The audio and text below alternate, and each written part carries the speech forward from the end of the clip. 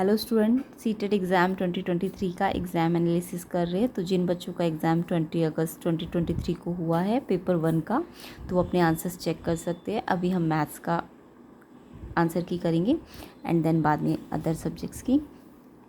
तो देखिए, क्वेश्चन आगे पीछे हो सकते हैं बट आंसर आप चेक कर सकते हैं सारे। तो क्वेश्चन नंबर 31 से स्टार्ट कर लेते हैं। Which of the following statement about nature of mathematics are most appropriate. तो मैथमेटिक्स के नेचर की कौन सी स्टेटमेंट है जो अप्रोप्रिएट है, या गणित की प्रकृति के बारे में उपयुक्त स्टेटमेंट ढूंढनी थी आपको।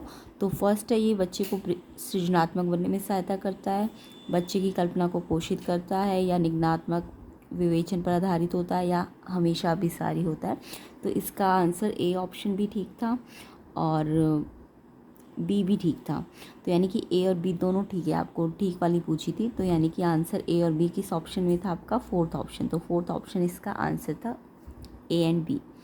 ठीक है, help the child to be creative and help in nurturing the child's imagination. तो इसका आंसर फोर्थ ऑप्शन था क्वेश्चन नंबर 31 का।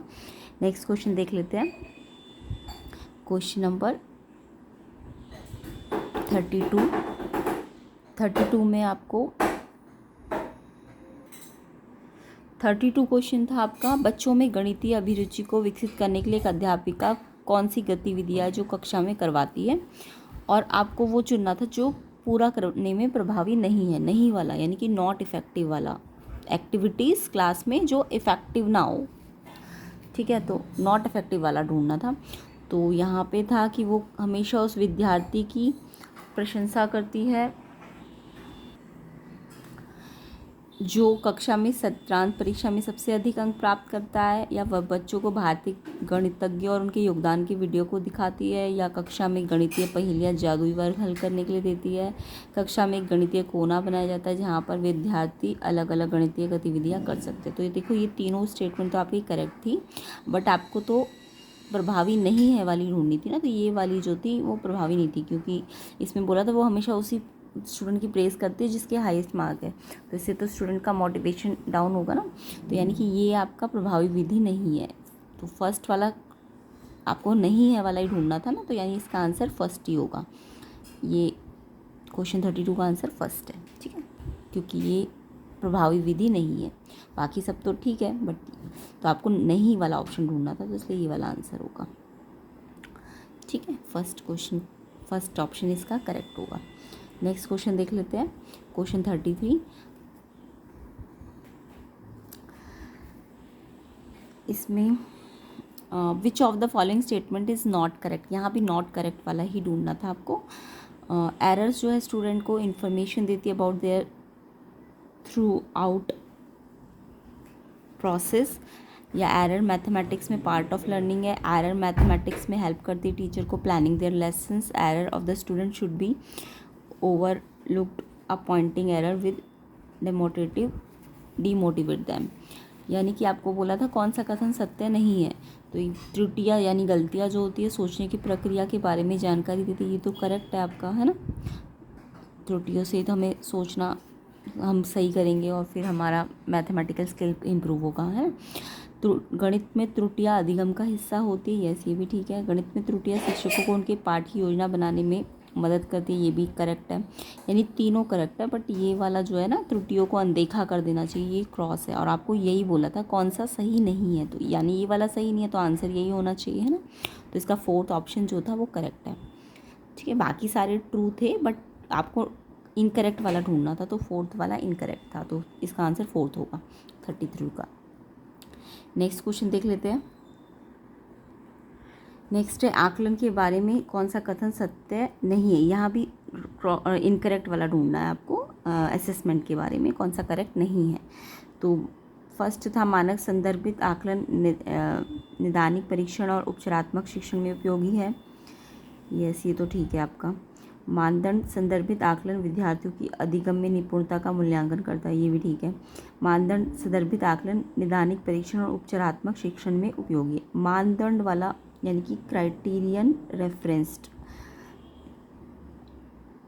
डायग्नोस्टिक टेस्टिंग एंड इसमें यूज़फुल होता है, ये वाला आपका इनकरेक्ट है, मानदंड वाला, ठीक है। तो थर्ड इसका, इन्होंने इनकरेक्ट वाला पूछा है, तो इसका आंसर थर्ड होगा।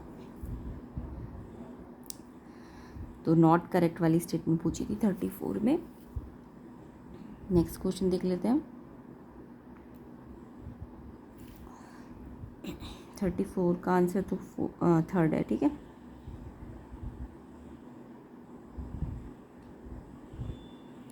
थर्टी फाइव देख लेते हैं।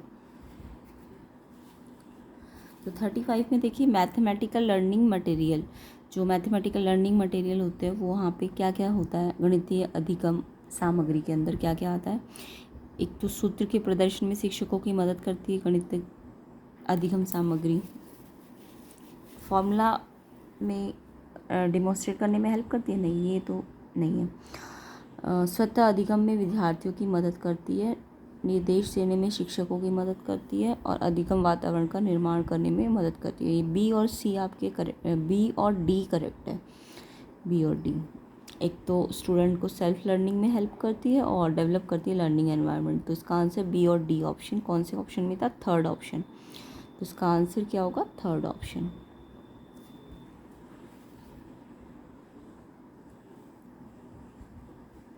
ठीक है, थर्ड ऑप्शन इसका करेक्ट होगा। नेक्स्ट क्वेश्चन देख लेते हैं।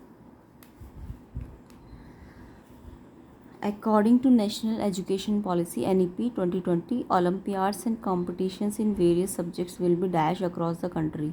तो यहाँ पे ओलम्पियाड वगैरह जो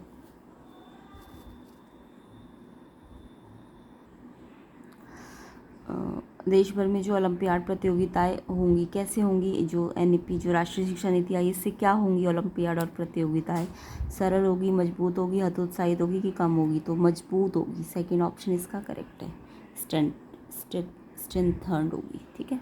तो 36 का आंसर राष्ट्रीय शिक्षा नीति का मजबूत आंसर है। नेक्स्ट क्वेश्चन देख लेते हैं। क्वेश्चन 37 है, concepts like more, less, long, short, far, near, big, small, extra, ये कैसे है, कम, लंबा, अधिक, कम, दूर, समीप। ये तुलना के लिए अस्पष्ट शब्द है, विलोम शब्द है जो गणित सीखने में आवश्यक नहीं है, सीधे शब्दों में अंग्रेजी भाषा विशेषण है, या फिर महत्वपूर्ण पूर्व संख्या अवधारणा है, यानी कि प्री नंबर कॉन्सेप्ट है। यस, हमने पढ़ा हुआ है ना, ये मोर, लेस, लॉन्ग, शॉर्ट, ये सब क्या होते हैं, प्री नंबर कॉन्सेप्ट होते हैं। तो इसका आंसर फोर्थ है, क्वेश्चन 37 का आंसर फोर्थ है, ठीक है। प्री नंबर कॉन्सेप्ट या पूर्व संख्या अवधारणा होता है, ये कम, लंबा, छोटा। Next question, according to national curriculum framework 2005, classroom researchers indicated a fairly systematic devaluation of girls, मतलब जो राष्ट्रीय पाठ्यचर्या रूपरेखा 2005 है, इसमें लड़कियों में विशेषज्ञता की योग्य न मानकर उनका काफ़ी अवमूल्यन होता है, यानी कि उनकी परफॉर्मेंस मतलब मैथ्स में चाहे अच्छी हो बट फिर भी उन्हें इनकैपेबल माना जाता है। तो इसका कारण क्या है, तो पहला कारण, उपयुक्त कारण पूछा था आपसे, गणित में लड़कियों का खराब प्रदर्शन उनके गणित के प्रति प्रचलित भय के कारण होता है, यानी उन्हें गणित का डर होता है इसलिए वो खराब प्रदर्शन करती है, नहीं ये तो गलत है ना, ये तो गलत है। गणित अपनी प्रकृति द्वारा ही पुरुष प्रधान विषय है, ये भी क्रॉस है, पुरुष प्रधान विषय थोड़ा है मैथ्स। समाज की लिंग संबंधी अवधारणाएं इस मान्यता की ओर ले जाती है कि लड़के समस्या समाधान की ज़्यादा नवीन कार्यविधियाँ उपयोग करते हैं और इसलिए उन्हें बेहतर अवधारणा समझ होती है। हाँ, यहाँ पे ठीक है, लिंग संबंधी अवधारणाओं के कारण ही जेंडर जो कंस्ट्रक्शन, जेंडर जो डिस्क्रिमिनेशन होता है उसके कारण ही लड़कियों को कम आंका जाता है, ठीक है, मैथ्स में। तो ये थर्ड ऑप्शन इसका करेक्ट होगा, क्वेश्चन 38 का जेंडर कंस्ट्रक्ट, ये थर्ड ऑप्शन करेक्ट है। नेक्स्ट क्वेश्चन है, कक्षाई शोध यह दर्शाते हैं कि अधिकांश विद्यार्थी गणित को उसी कक्षा में जो अन्य विषयों को पढ़ते हैं उनसे अधिक कठिन समझते हैं। तो गणित की प्रकृति का कौन सा पहलू इस भय को बढ़ाता है, कि मतलब वो जो मैथमेटिक्स है वो उसको डिफ़िकल्ट मानते हैं अदर सब्जेक्ट से, तो कौन सा डर है जो बढ़ाता है। गणित का विस्तृत ज्ञान भंडार, गणित में दिए गए प्रश्न के अनेक उत्तर होते हैं, गणित में किसी समस्या का समाधान करने के लिए कई अलग अलग प्रणालियाँ की व्यापकता होती है, या गणित में प्राथमिक अवधारणाओं की अमूर्त प्रकृति होती है। अमूर्त प्रकृति इसका आंसर है, यानी कि abstract nature of primary concept in mathematics होते हैं, बाद में उसको मूर्त बनाया जाता है ना टीचर्स के थ्रू, तो इस कारण से गणित से वो अदर सब्जेक्ट से ज़्यादा डरता है। तो फोर्थ ऑप्शन इसका करेक्ट है। नेक्स्ट क्वेश्चन है, who among the following has work in the field of mathematical astronomy, mathematical astronomy में किसने वर्क किया, गणितज्ञ खगोल विज्ञान के क्षेत्र में, तो ये तो सबको पता होना चाहिए, भास्कर। तो इसका सेकेंड ऑप्शन करेक्ट है, भास्कर। नेक्स्ट क्वेश्चन देखिए, एक वेजिटेबल सेलर है, वो सेलिंग कर रहा है स्पिनच 60 पर केजी, और सोनू ने 350 ग्राम स्पिनच खरीदी। उसने इस ऐसे एस्टिमेट लगा के उससे 21 रुपये लिए, 6, 6, 6 और 3। तो ये कौन सा स्टेटमेंट है जो मैथमेटिकल स्किल्स वेजिटेबल सेलर के द्वारा यूज़ की गई है उसको बताता है। तो क्वेश्चन समझ आ गया होगा। एक सब्जी बेचने वाला है, 60 रुपये प्रति किलोग्राम बेच रहा था। सोनू ने 350 ग्राम लिया उससे, और उसने 21 रुपये किस हिसाब से, पहले 6, फिर 6, फिर 6, फिर 3। तो यानी कि उसने क्या किया होगा, 100 ग्राम, पहले 100 ग्राम के 6, फिर 100 ग्राम के 6, फिर 100 ग्राम के 6, 300 ग्राम हो गए, और फिर आधे जो 50 ग्राम है उसके 3 रुपये। तो उसने इस तरीके से एस्टिमेट करके 21 रुपये उसको बोला कि वो 21 रुपये का उसने पालक लिया है। तो कौन सा कौशल के बारे में इसमें पता चल रहा है, तो ये कौन सा कथन सत्य है इसमें से, यह गणितीय कौशल अस्पष्ट है, यानी कि ये एम्बिगियस है, मतलब स्पष्ट नहीं है। ये कौशल कक्षा में गणितीय प्रश्नों को हल करने के लिए लाभदायक नहीं है। ऐसे कौशल गणितीय प्रश्नों को हल करने के लिए वैकल्पिक तरीकों को विकसित करने में सहायता करते हैं। यस, ये उसने कौन सा तरीका यूज़ किया, वैकल्पिक तरीका। तो सी ऑप्शन इसका करेक्ट है, यानी कि केवल सी, यानी 4th इसका आंसर है। सी ऑप्शन यानी करेक्ट है ना, इसका वैकल्पिक तरीकों को यूज़ किया उसने। तो यानी कि सी ऑप्शन है, यानी कि कौन से ऑप्शन में, 4th ऑप्शन में, तो केवल सी इसका आंसर है। नेक्स्ट क्वेश्चन देख लेते हैं। नेक्स्ट क्वेश्चन देखिए, निम्नलिखित में से कौन सी परिस्थिति यह दर्शाती है कि बच्चे ज्ञान का निर्माण खुद कर रहे हैं।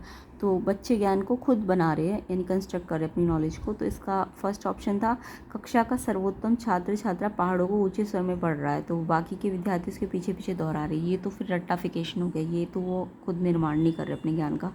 बच्चे एक साथ पहाड़ों को कविता पाठ कर रहे हैं, ये भी नहीं है। बच्चों को हस्तकौशल सामग्री जैसी संख्याओं के ग्रिड, आयताकार सारणी में गिट्टियाँ दी गई है, और वो इनका प्रयोग कर गुणन के पैटर्न खोज रही है, ऐसी ये ठीक है।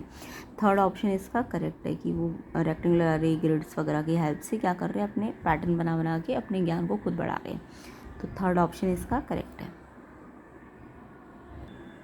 नेक्स्ट क्वेश्चन है, निम्नलिखित में से कौन सा प्राथमिक विद्यालय के शिक्षार्थी को भिन्न 2/3, 4/6 के बीच तुल्यता की कल्पना करने में मदद करने का सबसे उपयुक्त तरीका, यानी कि जब भी कोई फ्रैक्शन को अगर सीखना है तो कौन सा ज़्यादा अच्छा तरीका है। तो यानी फ्रैक्शन को लिए फ्रैक्शन डिस्क जो होता है, थर्ड फ्रैक्शन डिस्क, यानी भिन्न डिस्क का उपयोग करके वो अच्छी तरह से सीख सकता है।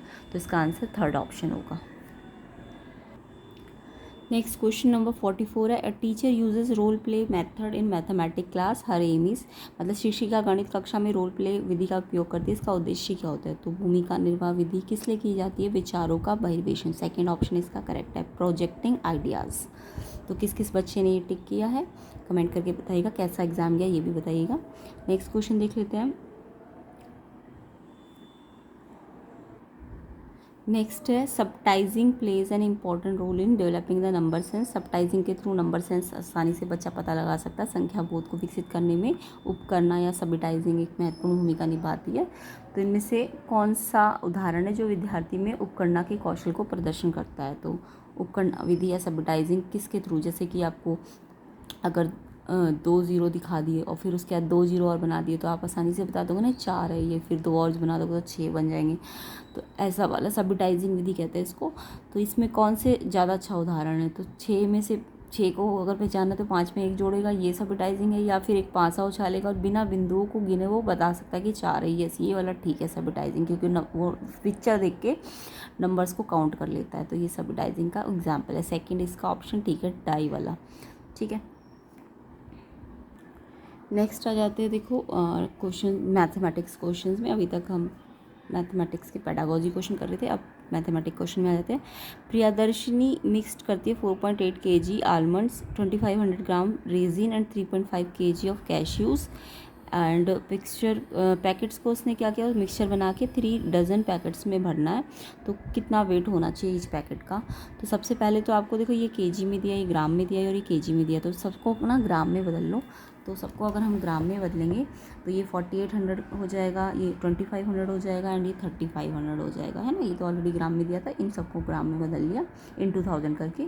तो ये टोटल कितना ग्राम आ जाएगा, 10,800। अब आपको 3 डजन का मतलब पता होना चाहिए, 36 होता है। 1 डजन में 6 होते हैं, 1 डजन में 12 होते हैं, तो 3 डजन का मतलब 12 3 36। तो 36 से आपको इसे डिवाइड करना था, तो 300 ग्राम के पैकेट बनाने पड़ेंगे उसको, ठीक है।